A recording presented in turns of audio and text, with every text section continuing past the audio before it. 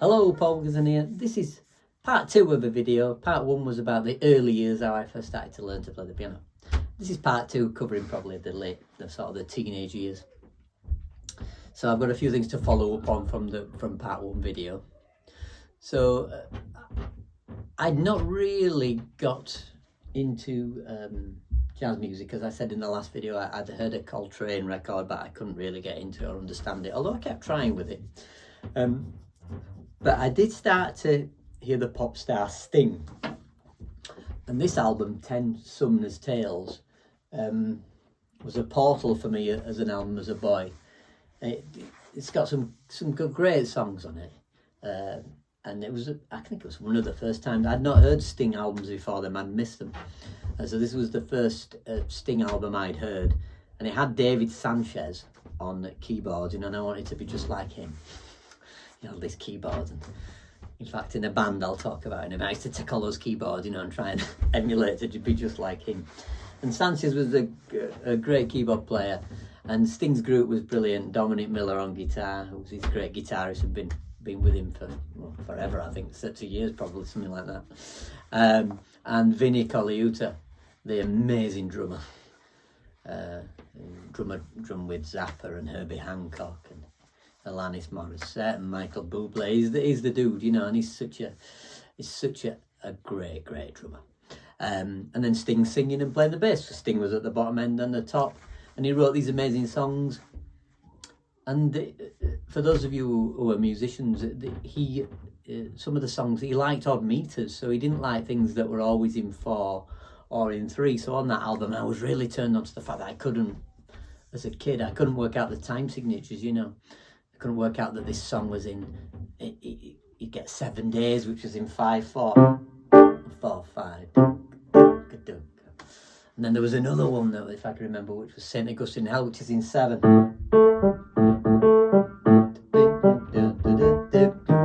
4, 5, 6, 7. So I was really like just drawn like a magnet to this music, because I'd never heard pop music like it. Eventually it opened me up to these other kind of pop music, like Steely Dan and Paul Simon and all those kind of musicians. But as I said in the last video, really I was listening to piano players like Elton John and Billy Joel. So this kind of was a big portal for me. But also on this album, Sting, then it made me trace back his other albums. So for example, then I started to go back a little bit further to Nothing Like the Sun, an album he did, and then Dream of the Blue Turtles. Now on there was Branford Marsalis, the wonderful saxophone player. His great brother Wynton Marsalis, a really brilliant trumpet player. So Sting kind of was a door there, because I could hear these jazz musicians having a solo on something like Englishman in New York. And then I kind of started to, obviously we didn't have the internet, so I'd go to the record stores, started to trace back who these musicians were. And then I became interested in buying all Branford's albums, trying to find anything that Kenny Kirkland was on. And then that just opened up the world to jazz, really. I can't fully remember what happened from that point, but it kind of just went like this, and I was then obviously blown away by listening to the body of work of Miles Davis. And then I ended up finding Herbie Hancock, Bill Evans, Keith Jarrett, and all these other musicians. And that then really helped me understand that Coltrane record that I was talking about, and could revisit that and enjoy that much more than when I first listened to it. So I have to thank Sting a lot for that, for his odd time signatures, these great musicians he had in his band. The band just sounded great because of the musicians he had. In Nothing Like the Sun, he had Omar Hakim, he had Kenny Kirkland, who again was one of my heroes.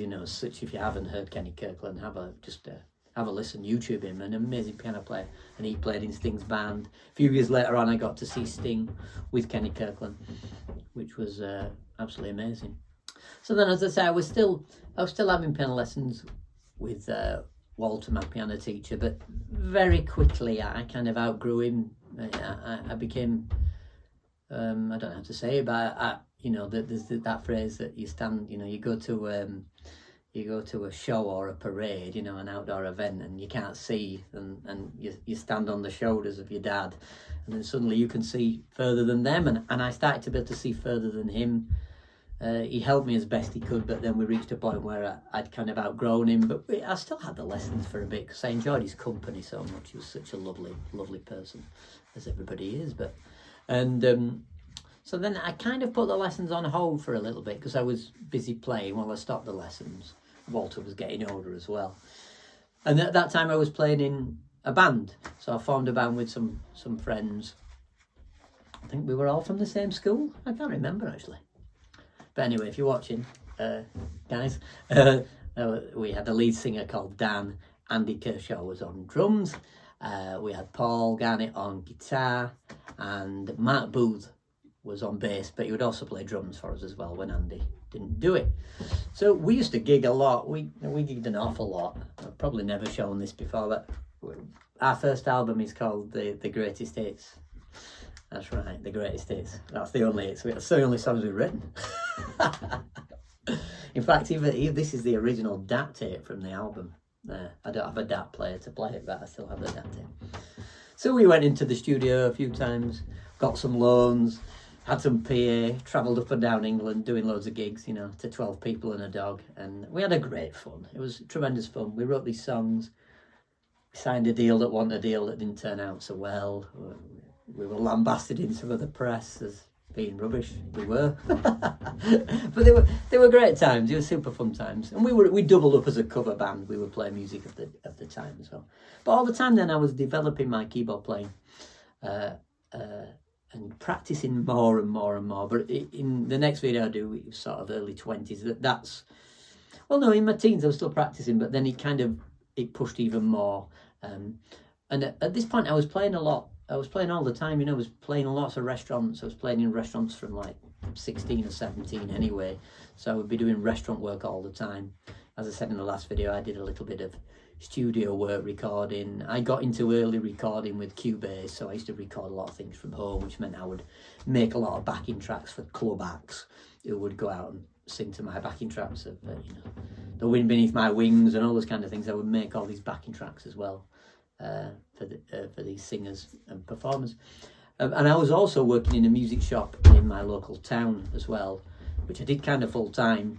But that was great because musicians would come in and come out and you would meet musicians. I'd end up doing some gigs with those musicians and they would be inspiring. Some of them would come in and play. They were just a great inspiration, some of those. And one of the guys who were there, the manager there, was again a great keyboard player, so I would learn a lot from him. And another couple of members of staff were just brilliant as well. So I would be working there, and then I started teaching there a little bit as well, but that's probably a little bit later on. And so all that was going on, and I was practicing and working hard, you know, and playing as much as I could. I was also writing a lot as well, but still always at the keyboard, always practicing. Although, you know, I used to take about 3 keyboards out to these gigs, but in the end I got grumpy and used to take 1, you know. So that's kind of the teenage years, really.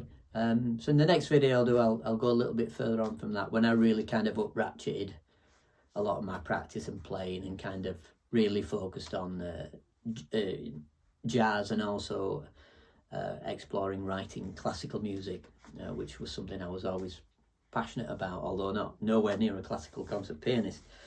I could live out my fantasies of writing this music so that these pianists that I knew, they could play them. So yeah, that's I could go on, but I think that's enough.